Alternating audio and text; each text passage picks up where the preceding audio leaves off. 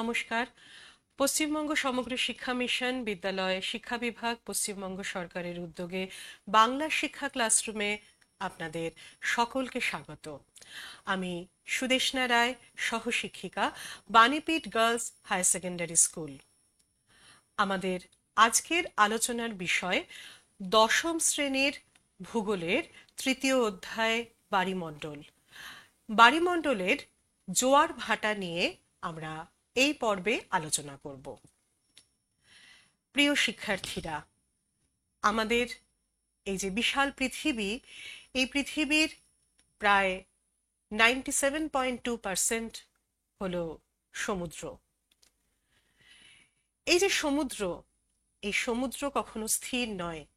সমুদ্রের জল উঁচুতে ওঠে, নিচে নেমে যায়। এই সমুদ্র জলের ক্রমাগত ওঠা নামাকে কিছু বিশেষ ভৌগোলিক নামে চিহ্নিত করা হয়। জোয়ার, ভাটা। জোয়ার শব্দটির ইংরাজি হলো টাইড। টাইড শব্দটি এসেছে প্রোটো জার্মানিক ওয়ার্ড টিডিস থেকে, যার অর্থ হলো টাইম বা পিরিয়ড অফ টাইম। অর্থাৎ টাইড বলতে আমরা periodic movement of the sea, এটা আমরা বলতে পারি। অর্থাৎ সাজিয়ে বললে বলা যায় নির্দিষ্ট সময় অন্তর সমুদ্র জলের উচ্চতা বৃদ্ধি এবং হ্রাসজনিত ঘটনাকে যথাক্রমে জোয়ার ও ভাটা বলা হয়। অর্থাৎ সমুদ্র জলের উচ্চতা বৃদ্ধিকে জোয়ার এবং সমুদ্র জলের উচ্চতা হ্রাসের যে ঘটনা তাকে আমরা বলছি ভাটা। এখন এই যে জোয়ার ভাটা, কেন সমুদ্রের জল উঁচু হয়ে যায় কেন? আমরাও তো পৃথিবীর ওপরে আছি। কই, আমরা তো হঠাৎ করে ওপরে উঠে যাই না, আমরা তো নিচে বসে যাই না। তাহলে পৃথিবীর জলভাগ কি করে উঠে যায়, কি করে বসে যায়? দেখো, প্রথম কথা হলো পৃথিবী এই যে মহাজাগতিক যে বস্তু, তার উপরে কিছু কঠিন বস্তু রয়েছে, কিছু তরল পদার্থ রয়েছে। এই কঠিন যে বস্তু আর এই যে তরল বস্তু যে কোনো আকর্ষণের ক্ষেত্রে সহজে প্রতিক্রিয়া করে। তো আমাদের পৃথিবীর চারিদিকে আরো বহু মহাজাগতিক বস্তু ক্রমাগত পৃথিবীকে কেন্দ্র করে ঘুরে চলেছে, বা পৃথিবীও কিছু মহাজাগতিক বস্তুকে কেন্দ্র করে ঘুরে চলেছে, যেমন চাঁদ, যেমন সূর্য। জোয়ার ভাটা সৃষ্টির কারণে এই চাঁদ এবং সূর্যের আকর্ষণ বল সবচেয়ে বেশি কাজ করে। এই যে আমরা জানি যে পৃথিবী তার একটা নিজস্ব কক্ষপথ ধরে সূর্যকে পরিক্রমণ করছে এবং চাঁদ আবার পৃথিবীকে পরিক্রমণ করছে। ফলত চাঁদ এবং সূর্য কখনো যৌথভাবে, কখনো এককভাবে পৃথিবীর ওপরে তাদের আকর্ষণ বল প্রয়োগ করছে। এই আকর্ষণ বল প্রয়োগ করার জন্য পৃথিবীর যে জলভাগ, সেই জলভাগে যে টানের সৃষ্টি হয়, সেই টানের ফলে জলের উচ্চতা বৃদ্ধি পায় এবং জোয়ার তৈরি হয়। এবং যে জায়গায় এই টান তৈরি হয় না, সেইখানে জলের উচ্চতা কমে যায় এবং সেখানে ভাটার সৃষ্টি হয়। দ্বিতীয় যে কারণটি কাজ করে সেটি হলো পৃথিবীর ভরকেন্দ্র স্থানান্তর জনিত কারণ। সেটি কি রকম? এসো আমরা যে একটা গ্লোব, এই গ্লোবে আমরা বিষয়টিকে একটুখানি বুঝে নিই। তোমাদের সামনে আমি একটা গ্লোব নিয়ে এসেছি। এখন ধরা যাক এই যে পৃথিবী, এই পৃথিবীর এই যে অংশটি এখানে দেখতে পাচ্ছ, যা কিনা মূলত পৃথিবীর যে অক্ষাংশ, সেই অক্ষাংশটাকে নির্দেশ করছে। ধরা যাক পৃথিবীর জলভাগ, এটি সেই জলভাগ যে জলভাগটি হচ্ছে চাঁদ এবং সূর্যের একক বা যৌথ যে কোনো আকর্ষণের জন্য এই অংশটি হচ্ছে সেই জলভাগ যেটি হচ্ছে ফুলে গেছে।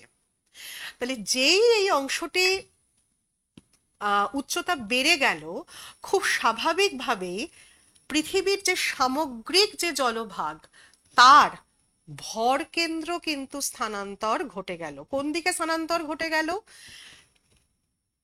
এটি যদি না থাকতো তাহলে পৃথিবী, ধরো আজকে যদি এই রকম জায়গায় যদি যদি ধরো এটা এই থাকতো, তাহলে এই জায়গায় কি পৃথিবীর এরকম পজিশনে কি পৃথিবীতে, মানে আমরা শুধু জলভাগটাই দেখতে পাচ্ছি, এটাকে কোনো উঁচু অবস্থায় দেখতে পাচ্ছি না। এই অবস্থায় কি হলো? এই অবস্থায় এই জলভাগটা এরকম ভাবে এই পোর্শনটুকু বেড়ে গেল। খুব স্বাভাবিকভাবেই তখন কি হচ্ছে না, পৃথিবীর যে তার যে ভর কেন্দ্র, সে ভর কেন্দ্রটা স্থানান্তর হয়ে গেল। এর সাথে ভারসাম্য রাখার জন্য তখন এই দিকের জলভাগও কিছুটা উঁচু হয়ে যায়, এবং সেই উঁচু হয়ে যাওয়ার কারণেই কিন্তু এই অংশে, যেমন যখন এই অংশের জলভাগ উঁচু হয় তখন এই অংশের যে জলভাগ সেটাও কিন্তু উঁচু হয়ে যায়। অর্থাৎ পৃথিবীর জোয়ার সৃষ্টির কারণে পৃথিবীর এই ভরকেন্দ্র স্থানান্তরজনিত একটি কারণ বিশেষ রূপে কাজ করে। আর কি কাজ করে না, পৃথিবীর মাধ্যাকর্ষণ বল, অর্থাৎ পৃথিবীর কেন্দ্রর দিকে টেনে রাখার যে বল সেটা। তোমরা এখানে প্রশ্ন করতেই পারো যে পৃথিবীর যদি টেনে রাখবে তাহলে তো জলের উচ্চতা বাড়বে কি করে? আসলে দেখো, পৃথিবীর মাধ্যাকর্ষণ বল কিন্তু পৃথিবীর প্রত্যেকটা অংশের ওপরেই প্রযুক্ত হচ্ছে, যে কারণে আমরা কেউ পৃথিবী থেকে ছিটকে যাচ্ছি না। কারণ পৃথিবীর চারপাশে যে সমস্ত মহাজাগতিক বস্তুগুলো ঘুরে বেড়াচ্ছে তারা প্রত্যেকে তাদের আকর্ষণ বলের জন্য তা আমাদেরকে টানছে। কিন্তু পৃথিবীর মাধ্যাকর্ষণ বল প্রযুক্ত হচ্ছে বলেই আমরা পৃথিবীর দিকে টেনে আছি বা পৃথিবীর ওপরে স্থির হয়ে আছি, এটা আমরা মনে করতে পারছি। চাঁদ এবং সূর্য এরা পৃথিবীর যে উপরিভাগের যে জিনিস তাকে টানছে, এবং যেহেতু জলভাগ হচ্ছে তরল কণা, সহজে প্রতিক্রিয়া করছে, খুব স্বাভাবিকভাবেই সেই টানে জলের উচ্চতাটা বেড়ে যাচ্ছে। কিন্তু কই জল তো ছিটকে পড়ে যাচ্ছে না। এই ছিটকে না পড়ে যাওয়ার কারণ হলো পৃথিবীর মাধ্যাকর্ষণ টান। এবং এই যে তিনটে বলের কথা বললাম, অর্থাৎ সূর্য ও চাঁদের আকর্ষণ বল, পৃথিবীর ভরকেন্দ্র স্থানান্তরজনিত কারণ এবং পৃথিবীর মাধ্যাকর্ষণ বল, এই তিনটে বল কিন্তু পৃথিবীর প্রত্যেকটি স্থানে একইভাবে প্রযুক্ত হয় না। এই বলগুলির পারস্পরিক ভারসাম্য, বা যেখানে যে বলটির প্রয়োগের মাত্রা বেশি সেই অঞ্চলে জোয়ার এবং ভাটা ঘটে থাকে। অর্থাৎ যেখানে সূর্য ও চাঁদের আকর্ষণ বল যেই অঞ্চলে বেশি, সেখানে মাধ্যাকর্ষণ বল অপেক্ষাকৃত কম কাজ করছে, ফলত সেই আকর্ষণ বলের কারণে সেখানে জোয়ার। যেখানে মাধ্যাকর্ষণ বল বেশি কাজ করছে কিন্তু সূর্য ও চাঁদের আকর্ষণ বল কম কাজ করছে, সেখানে ভাটা। এই রকম ঘটে থাকে। আমরা বিষয়টিকে আরো বিস্তারিত ব্যাখ্যায় যাব, তার আগে একটা কথা তোমাদের জানিয়ে রাখি। এই যে তিনটি কারণের কথা বললাম, এই তিনটি কারণ আলোচনা বা এই তিনটি কারণ উপস্থাপনার পেছনে দীর্ঘদিনের যে গবেষণামূলক তত্ত্বগুলি রয়েছে, তার মধ্যে নিউটনের ইকুইলিব্রিয়াম থিওরি, লাপ্লেসের dynamic theory, progressive wave theory এবং স্টেশনারি ওয়েভ থিওরি আছে। দেখো, একটু আগেই আমরা বলেছি যে সূর্য, তাকে কেন্দ্র করে পৃথিবী এবং পৃথিবীকে কেন্দ্র করে চাঁদ আবর্তন করে চলেছে, আবর্তন ও পরিক্রমণ করে চলেছে। এই যে আবর্তন পরিক্রমণ এবং এর ফলে ঠিক এই রকম একটা অবস্থা তৈরি হয়। কিরকম না, এই যে পৃথিবী এবং এই যে সূর্য, এর মাঝে কখনো চাঁদ একই সরল রেখায় এদের দুজনের মাঝে অবস্থান করে, কখনো পৃথিবীর যেদিকে থাকে সূর্য তার বিপরীতে চাঁদ অবস্থান করে, কখনো চাঁদ, পৃথিবী এবং সূর্য লম্বভাবে কোণ করে অবস্থান করে, এবং কখনো এরা এরকম কৌণিক অবস্থানে থাকে, এবং এই চাঁদের এই বিভিন্ন অবস্থানের পরিপ্রেক্ষিতে বিভিন্ন অবস্থা এবং তাদের যে অবস্থানের নামকরণ তা তৈরি হয়েছে। এখন এই যে বিভিন্ন অবস্থান, এর ফলে কি ঘটতে পারে? দেখো, এই যে অবস্থানটা আমরা দেখতে পাচ্ছি, এই অবস্থানে কি হচ্ছে, পৃথিবীর এ বিন্দুটির সাপেক্ষে চাঁদ যেদিকে আছে সূর্য সেদিকে আছে। খুব স্বাভাবিকভাবেই এ বিন্দুর ওপরে চাঁদ এবং সূর্য উভয়েরই আকর্ষণ বল কিন্তু কাজ করছে, এবং খুব স্বাভাবিকভাবেই এ বিন্দুতে যতটা তীব্রভাবে কাজ করছে, বি বা এই দুটি সি বিন্দুতে কিন্তু সেভাবে কাজ করছে না। আবার যদি চাঁদ ঠিক এই রকম অবস্থানে চলে আসে যখন কিনা সে বি বিন্দুর দিকে আছে, তখন এ বিন্দুতে সূর্য আকর্ষণ করছে, বি বিন্দুতে চাঁদ আকর্ষণ করছে, সি বিন্দুতে চাঁদ বা সূর্য কারুর আকর্ষণ ক্ষমতা নেই। অর্থাৎ এ বিন্দুর ওপরে সূর্যের আকর্ষণ বল কাজ হচ্ছে, বি বিন্দুর ওপরে চাঁদের আকর্ষণ বল কাজ হচ্ছে। আবার যদি এইরকম অবস্থানে থাকে, তখন সি বিন্দুর ওপরে চাঁদের, সি বিন্দু দুটির ওপরে কখনো চাঁদ এখানে কখনো চাঁদ এখানে, অর্থাৎ চাঁদ সূর্য এবং পৃথিবীর সাপেক্ষে চাঁদ সূর্য পৃথিবী এই তিনটি একটা সমকোণ তৈরি করছে। সেখানে এই দুটি বিন্দুর ওপরে চাঁদের আকর্ষণ বল কাজ করছে, এ বিন্দুর ওপরে সূর্যের আকর্ষণ বল কাজ করছে, বি বিন্দুতে কিন্তু চাঁদ বা সূর্যের কোনো আকর্ষণ বল কাজ করছে না। তাহলে এই যে বিভিন্ন, এই যে তিন ধরনের অবস্থা আমরা এখানে উপস্থাপন করলাম, প্রথমটার ক্ষেত্রে চাঁদ সূর্য একদিকে ছিল, দ্বিতীয়টির ক্ষেত্রে চাঁদ একদিকে সূর্য একদিকে ছিল, তৃতীয়টির ক্ষেত্রে চাঁদ পৃথিবী সূর্য সমকোণে। কি হতে পারে এসো একটু দেখে নিই। দেখো, এখন হচ্ছে সেই অবস্থাটা যখন কিনা পৃথিবীর যেদিকে চাঁদ আছে সেদিকেই সূর্য আছে, অর্থাৎ এ বিন্দুতে চাঁদ এবং সূর্যের আকর্ষণ বল একই সাথে কাজ করছে। এখানকার এই জলরাশি ফুলে যাচ্ছে, তৈরি হচ্ছে জোয়ার। বি বিন্দুতেও কিন্তু জোয়ার তৈরি হচ্ছে। কেন তৈরি হচ্ছে? ওই যে আমরা এর আগে যেটা আলোচনা করেছিলাম, ভরকেন্দ্র স্থানান্তর, সে ভরকেন্দ্র স্থানান্তরের জন্য ভারসাম্য বজায় রাখার ক্ষেত্রে, অর্থাৎ এখানে এ বিন্দুতে চাঁদ এবং সূর্যের আকর্ষণ বলের জন্য জোয়ার তৈরি হচ্ছে, বি বিন্দুতে পৃথিবীর ভরকেন্দ্র স্থানান্তর জনিত কারণের জন্য জোয়ার তৈরি হচ্ছে। খুব স্বাভাবিকভাবেই যেহেতু এ বিন্দুতে চাঁদ এবং সূর্য যৌথভাবে আকর্ষণ করছে, এর জোয়ারের প্রাবল্য বেশি, তাই একে বলা হচ্ছে মুখ্য জোয়ার। বি বিন্দুতে ভরকেন্দ্র স্থানান্তরজনিত কারণে শুধুমাত্র জোয়ার তৈরি হচ্ছে বলে, বা সেই ভারসাম্য বজায় রাখার জন্য জোয়ার তৈরি হচ্ছে বলে, সেই জোয়ারের প্রাবল্য কম, তাই একে বলা হচ্ছে গৌণ জোয়ার। এবং এই C1 এবং C2 বিন্দুতে চাঁদ বা সূর্যের কোনো আকর্ষণ বল কাজ করছে না। এখানে কিন্তু কোনো বিকর্ষণ বলও কাজ করছে না। আমাদের অনেক সময় একটা ভ্রান্ত ধারণা থাকে যে পৃথিবীর কোনো কেন্দ্রবিমুখী বল কাজ করে, কিন্তু পৃথিবীর কোনো কেন্দ্রবিমুখী বল কখনোই কাজ করে না। এখানে যেটা হচ্ছে, সেই যে মাধ্যাকর্ষণ বল, স্বাভাবিক যে মাধ্যাকর্ষণ বল পৃথিবীর, তা কাজ করছে। তার ফলে এই C1 এবং C2 বিন্দুতে জলের উচ্চতা এই জোয়ারের মতন বাড়তে পারছে না, জলের উচ্চতা কমে যাচ্ছে এবং ভাটা তৈরি হচ্ছে।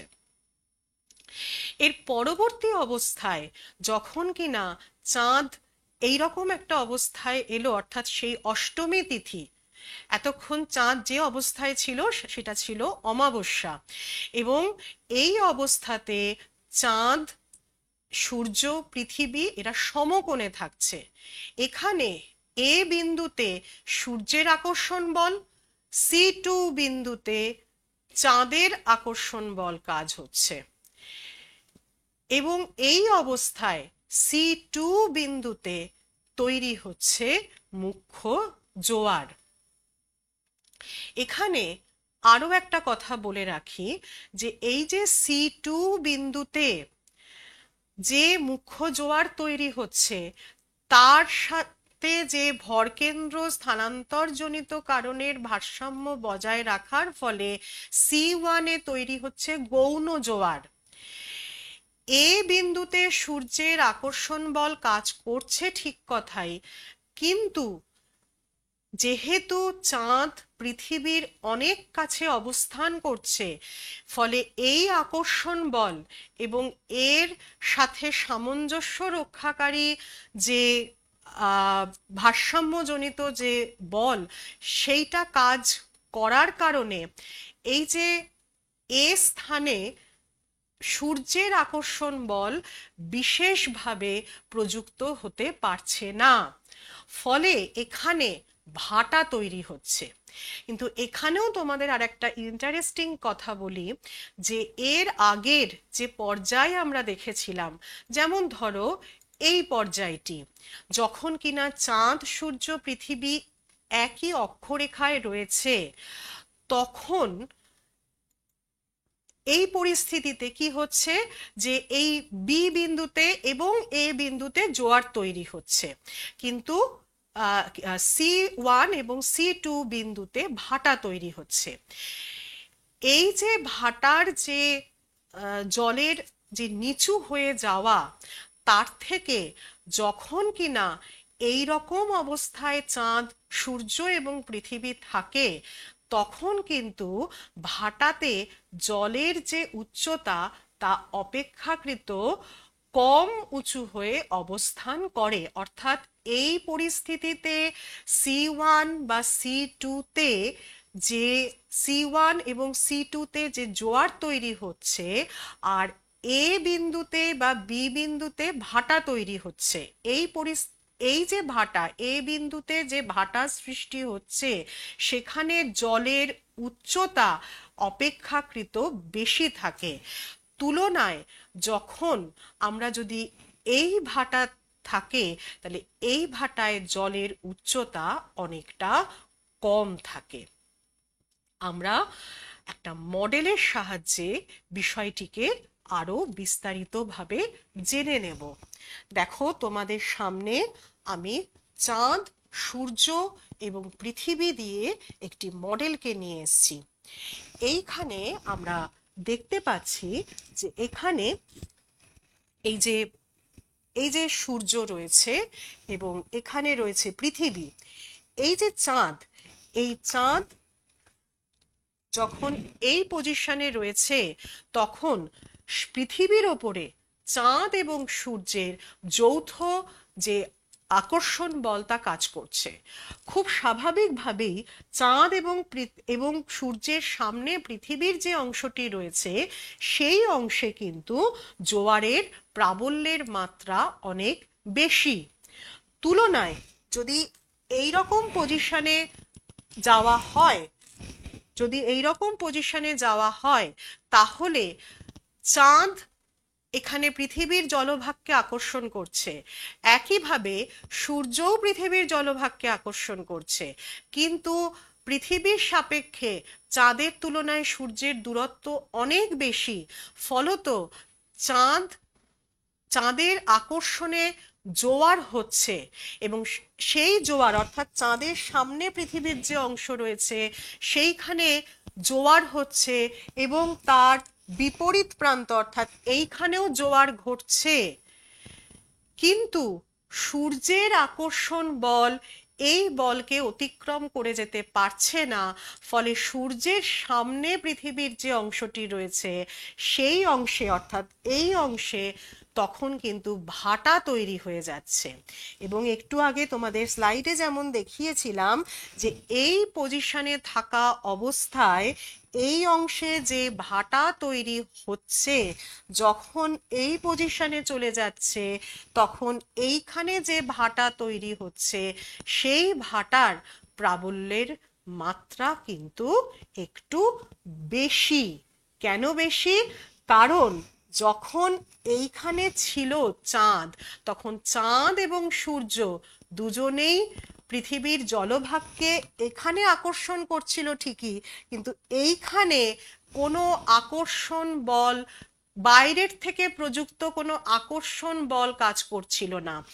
এইখানের জলভাগের ওপরে পৃথিবীর অভ্যন্তর থেকে প্রযুক্ত মাধ্যাকর্ষণ বল কাজ করছিল।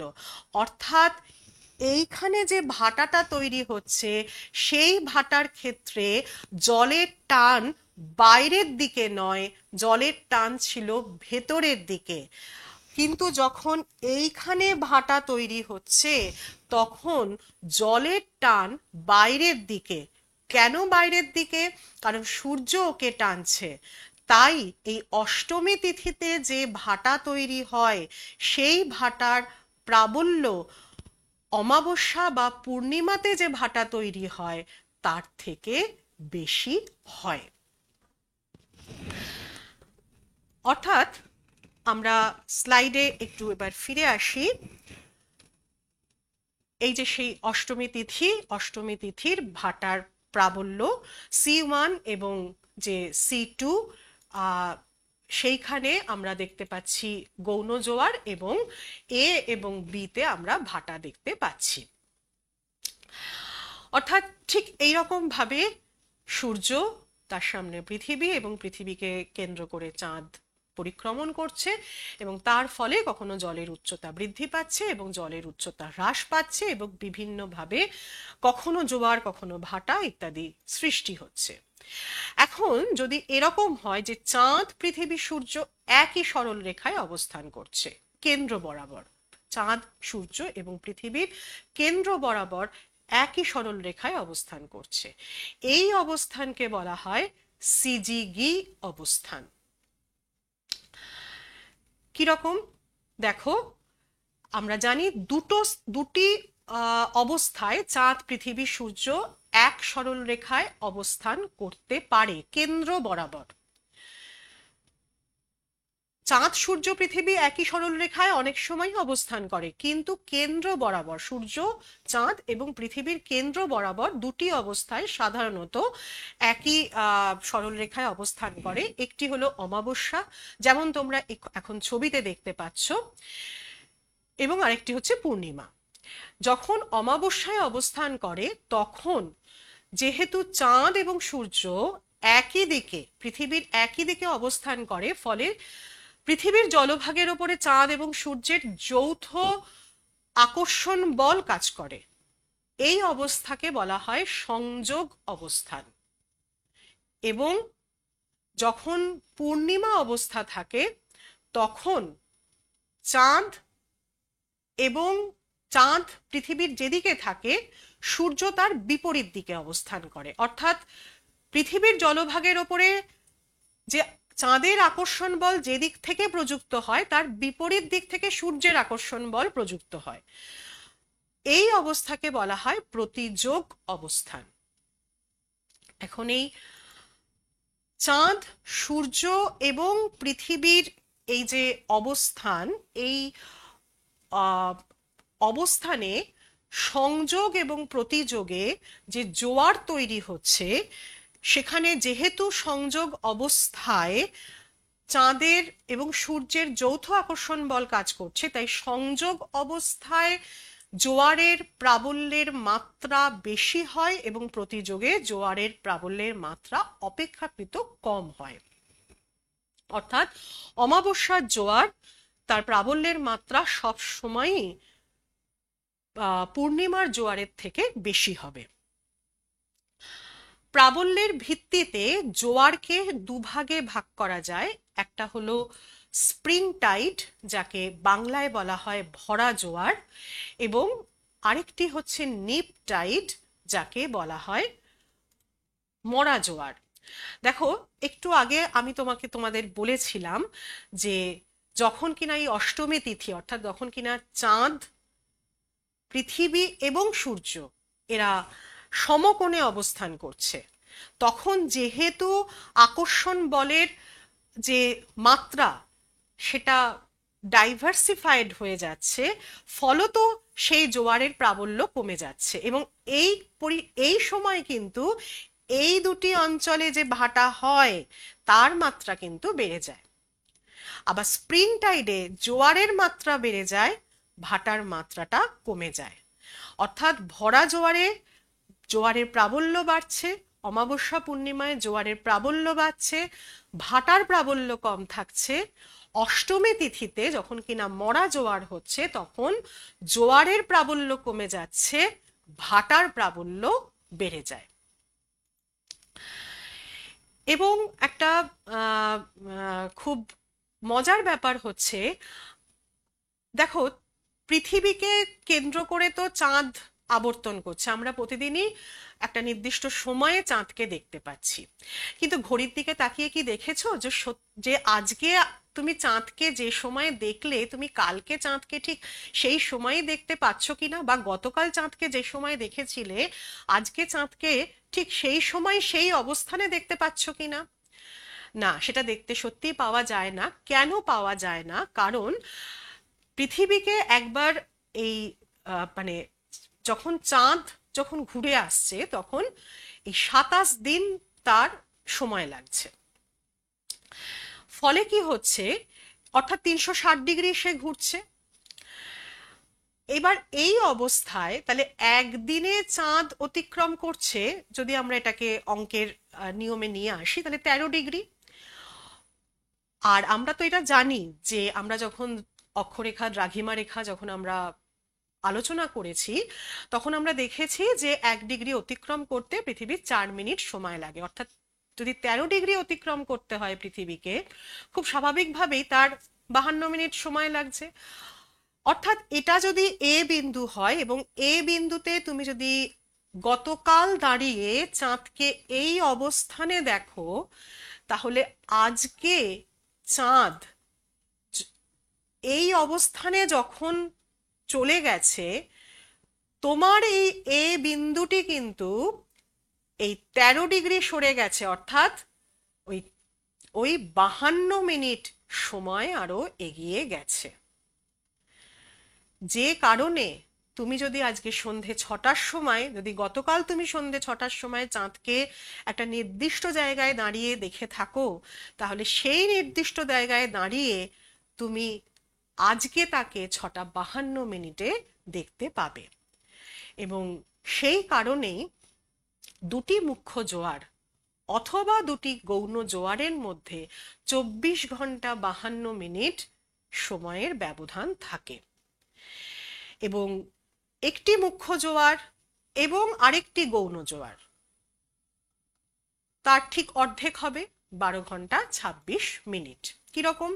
দেখো, এই সূর্য আছে, এখন যদি আমি ধরে নিই এটা মুখ্য জোয়ার হয়েছে, তাহলে পরবর্তী যে মুখ্য জোয়ার, অর্থাৎ আবার এরকম জায়গায় এলে তবেই তো পরবর্তী মুখ্য জোয়ারটি হবে, এই অবস্থায় হচ্ছে 24 ঘন্টা 52 মিনিট পরে এটা হবে। আর যদি এই রকম অবস্থায় যায় তাহলে পরবর্তী গৌণ জোয়ার একটু, এবং এইটার জন্য সময় হচ্ছে, এই যে ব্যবধানটা এটা হচ্ছে 12 ঘন্টা 26 মিনিট।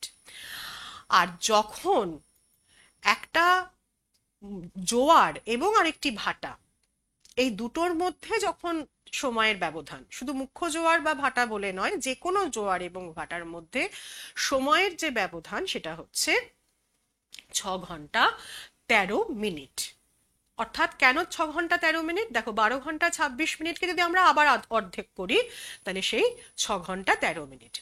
এখানে একটা কথা অবশ্যই মনে রাখবে যে এই প্রত্যেকটি কিন্তু অ্যাপ্রক্স, কারণ এই যে পরিমাপগুলি করা হচ্ছে যেহেতু ভাগ করা হচ্ছে, অতএব আমরা পূর্ণ সংখ্যাটিকে রাখছি, তারপরে অনেকগুলি দশমিক রয়েছে, তাই প্রায় 24 ঘন্টা 52 মিনিট, প্রায় 12 ঘন্টা 26 মিনিট বা প্রায় 6 ঘন্টা 13 মিনিট এরকম লেখাই ভালো। আমরা পৃথিবীর কক্ষপথের কথা জানি। সূর্যের সাপেক্ষে পৃথিবীর দূরতম অবস্থান, নিকটতম অবস্থানের কথা জানি। চাঁদও কিন্তু একটা নির্দিষ্ট কক্ষপথে সূর্যকে পরিক্রমণ করে, এবং চাঁদের কক্ষপথটিও এরকম উপবৃত্তাকার। যখন চাঁদ থেকে সূর্যের দূরত্ব সবচেয়ে বেশি হয় তাকে বলা হয় অ্যাপোজি, প্রায় 4 লক্ষ কিলোমিটার। এবং যখন কিনা পৃথিবী থেকে চাঁদের অবস্থান নিকটতম হয় তখন তাকে বলা হয় পেরিজি। তোমরা লক্ষ্য করো ছবিটিতে এখানে চাঁদকে একটু বড় করে দেখানো হয়েছে এবং এখানে চাঁদকে একটু ছোট করে দেখানো হয়েছে। নিকটতম অবস্থানে অবশ্যই চাঁদকে অনেক কাছে আমরা দেখতে পাবো, তাই এখানে চাঁদের আকৃতিকে বড় এবং এখানে ছোট দেখানো হয়েছে। এখন এর সাথে এবং আরেকটা জিনিস এখানে খেয়াল করো, যে আমরা যদি 2025 সালের আমরা এই অ্যাপোজি এবং পেরিজির যে ক্যালেন্ডারটি পাচ্ছি, খেয়াল করো জানুয়ারি 7, ফেব্রুয়ারি 2, প্রায় 27 দিনের পার্থক্য। ফেব্রুয়ারি 2, মার্চ 21, প্রায় 27 দিনের পার্থক্য। অর্থাৎ প্রত্যেকটি পেরিজির মধ্যে বা প্রত্যেকটি অ্যাপোজির মধ্যে কিন্তু ওই 27 দিনেরই পার্থক্য থাকে। এবং যদি সামগ্রিক সৌর জগতে আমরা এই সূর্য, চাঁদ এবং পৃথিবীর সাপেক্ষে বিষয়টিকে একটা ছবির মাধ্যমে দেখার চেষ্টা করি, তাহলে ঠিক এইরকম ভাবে আবর্তন, পরিক্রমণ এগুলি ঘটছে। এখন যেটি মূল বলার, যে এই যে অ্যাপোজি, পেরিজি, এগুলির সাথে এই জোয়ার ভাটার কি সম্পর্ক? খুব স্বাভাবিকভাবেই যখন কিনা চাঁদ পৃথিবীর কাছে থাকছে, সেই পেরিজি অবস্থানে যখন চাঁদ থাকছে, তখন পৃথিবীর ওপরে যে বল প্রযুক্ত হচ্ছে তার তো আকর্ষণ মাত্রা অনেক বেশি হবে। তাই পেরিজি অবস্থানে যখন, অর্থাৎ সিজিগি, যেখানে কিনা চাঁদ, পৃথিবী এবং সূর্য তাদের কেন্দ্র একই সরল রেখায় থাকছে, এবং এই সিজিগি অবস্থানটা যখন তৈরি হচ্ছে, তখন যদি একই সাথে পেরিজি অবস্থান থাকে, তাহলে এই পৃথিবীর জলভাগের ওপরে সর্বাধিক মাত্রায় আকর্ষণ বল প্রযুক্ত হয় এবং জোয়ারের প্রাবল্য সবচেয়ে বেশি হয়। এবং এই যে অবস্থান, এই অবস্থানটাকে বলা হয় প্রক্সিজিয়ান। অর্থাৎ তোমরা এখানে এই যে অবস্থানটা দেখতে পাচ্ছ, যে সিজিগির মধ্যে এটি হচ্ছে আবার পেরিজি অবস্থান। এই অবস্থায় যে জোয়ারের তৈরি হচ্ছে, এই অবস্থানকে বলা হয় প্রক্সিজিয়ান।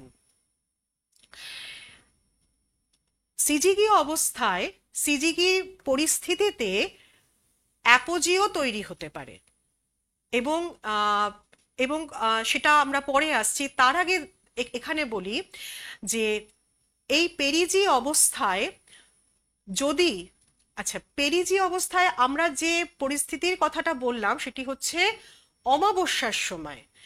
পেরিজি অবস্থায় অমাবস্যায় যে জোয়ার তৈরি হচ্ছে এবং তা যদি সিজিগি অবস্থানে থাকে, তখন সেইটা হচ্ছে প্রক্সিজিয়ান।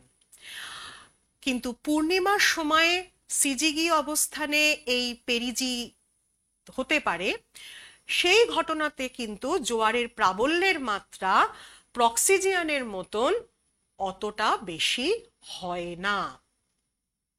এবার যদি আমরা অ্যাপোজিতে আসি, তখন দেখো খেয়াল করে, অর্থাৎ যখন কিনা চাঁদের অবস্থান পৃথিবীর সাপেক্ষে সবচেয়ে দূরে হচ্ছে, এই অবস্থায় যখন পূর্ণিমা হচ্ছে, তখন যে তখন চাঁদ এবং সূর্য পৃথিবীকে যে আকর্ষণ করছে, তুলনামূলকভাবে তার যে মাত্রা সেটা কিন্তু কম হচ্ছে। তুলনায় অমাবস্যার সময় যে সিজিগি অবস্থানে যে অ্যাপোজি হচ্ছে, খুব স্বাভাবিকভাবেই তার যে জোয়ারের প্রাবল্য সেটা তুলনামূলকভাবে বেশি হচ্ছে।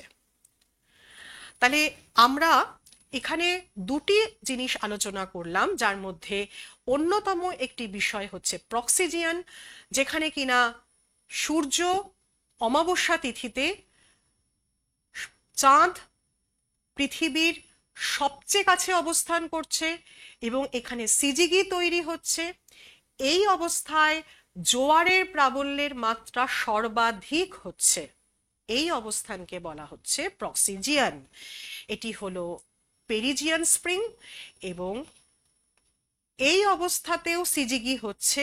সিজিগির এই অবস্থানেও এটি অ্যাপোজি অবস্থান, যখন কিনা চাঁদের অবস্থান পৃথিবীর থেকে সবচেয়ে দূরে থাকছে এবং এই অবস্থাতে জোয়ারের যে সৃষ্টি হচ্ছে সেটির পূর্ণিমার সময়ের যে জোয়ারের মাত্রা তার তুলনায় অমাবস্যার জোয়ার তখন বেশি হচ্ছে।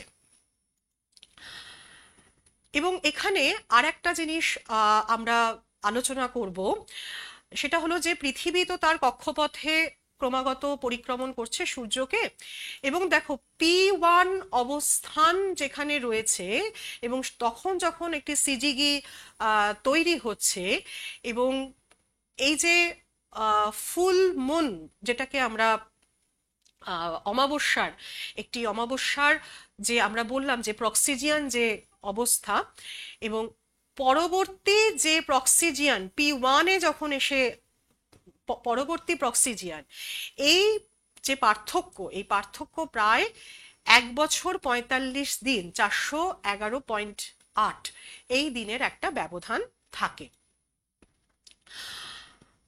এই যে আমরা কিছুক্ষণ আগে জোয়ারের প্রাবল্যের ভিত্তিতে আমরা ভরা জোয়ার, মরা জোয়ারের কথা বলেছি, আবার জোয়ারের উচ্চতার ভিত্তিতেও জোয়ারকে ভাগ করা যায়। জলের যে উচ্চতা বাড়ে কোনো একটি নির্দিষ্ট জায়গায়, সেই স্থানের পরিপ্রেক্ষিতে চাঁদ, সূর্য, পৃথিবীর পারস্পরিক যে অবস্থান তার পরিপ্রেক্ষিতে জলের উচ্চতা সর্বোচ্চ যতটা বাড়ে, সেই সর্বোচ্চ উচ্চতাটাকে ওই স্থানের হাই টাইড বা উচ্চ জোয়ার, এবং যতটা সবচেয়ে কমে যায় তাকে বলা হয় নিম্ন জোয়ার।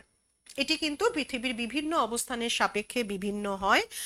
সাধারণত হুগলি নদীতে জলের সর্বোচ্চ উচ্চতা প্রায় 5 মিটার পর্যন্ত, 4 থেকে 5 মিটার পর্যন্ত বাড়ে উচ্চ জোয়ার, এবং নিম্ন জোয়ার 2 মিটার পর্যন্ত হতে পারে। এবং আমরা এরকম ইন্ডিয়ান টাইড টেবিল এগুলো থেকে এই জোয়ারের পরিমাপ পাওয়া যায় এবং সেখান থেকে এই জোয়ারের যে গ্রাফ, অর্থাৎ যে টাইডাল যে গ্রাফ, সেটি আঁকা যায়। এবং দেখো এটি হচ্ছে কলকাতার যে গার্ডেন রিচে, যেখানে যে স্টেশনে এটি একটি টাইডাল অবজারভেশন স্টেশন। এটা এই বছর 30-31 মের এটি টাইডাল গ্রাফ, এটা একদিনের একটি টাইডাল গ্রাফ। এইরকম ভাবে টাইডাল গ্রাফ তৈরি করা হয়। সাধারণত এরকম 3 ধরনের টাইডাল গ্রাফ হয়, সেমি ডায়াগোনাল, ডায়াগোনাল এবং মিক্সড ডায়াগোনাল। খেয়াল করে দেখো রাত্রি 12টার সময়তে জোয়ার হয়েছে, এরপর দেখো 6:27, অর্থাৎ সেই 6 ঘন্টার গ্যাপে দেখো ভাটা হয়েছে, আবার পরবর্তী জোয়ার এসছে পরবর্তী 6 ঘন্টার ব্যবধানে। এইরকম ভাবে একটা 24 ঘন্টার একদিনের একটা টাইডাল গ্রাফ এরকম ভাবে প্রস্তুত করা সম্ভব হয়। এবং ভারতের যদি আমরা টাইডাল উপকূল রেখার যে টাইডাল রেঞ্জ, তাহলে এরকম একটি মানচিত্র, যা এটি একটি কোরোক্রোম্যাটিক ম্যাপ এবং যেখানে বিভিন্ন রঙের সাহায্যে এই টাইডাল রেঞ্জকে চিহ্নিত করা হয়েছে। জোয়ার পরিমাপের জন্য বিভিন্ন ধরনের ইনস্ট্রুমেন্ট এবং বিভিন্ন প্রযুক্তি, সেগুলির ব্যবহার, টাইড গজ, টাইড স্টাফ, এগুলি তোমরা যে কোনো নদী অঞ্চলে গেলে এই টাইড স্টাফ যেখানে, এবং যখন জোয়ার আসে তখন দেখবে এর উচ্চতা, এখানে জলের উচ্চতা বেড়ে যায়, এবং যখন ভাটা হয় তখন জলের উচ্চতাটা কমে যায়। এবং এই যে এই জোয়ারের কিন্তু অনেক ধরনের প্রভাব রয়েছে, কারণ প্রথমত তো জোয়ার অবশ্যই সমুদ্র জলে যে জাহাজ চলাচল, সেই জাহাজ চলাচলের ক্ষেত্রে একটা বিশাল ভূমিকা নেয়। এবং বর্তমানে যেখানে কিনা যেখানে কিনা পরিবেশ দূষণ এবং যেখানে অপ্রচলিত শক্তির ব্যবহার, সেখানে টাইডাল পাওয়ার, টাইডাল এনার্জি এর ব্যবহার বা এর প্রয়োগ একটা বিশাল ভূমিকা নিয়েছে।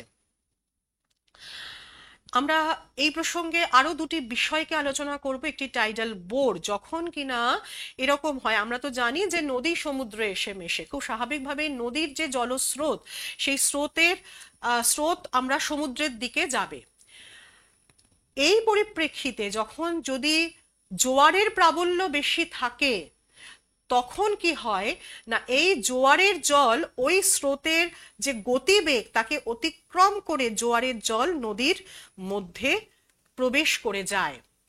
এই যে ঘটনা, এই ঘটনাকে বলা হয় টাইডাল বোর। আর টাইডাল ফ্লাড, এটা আমরা এর একটা রূপ আমরা বান ডাকা হিসাবে আমরা হুগলি নদীতে দেখতে পাই।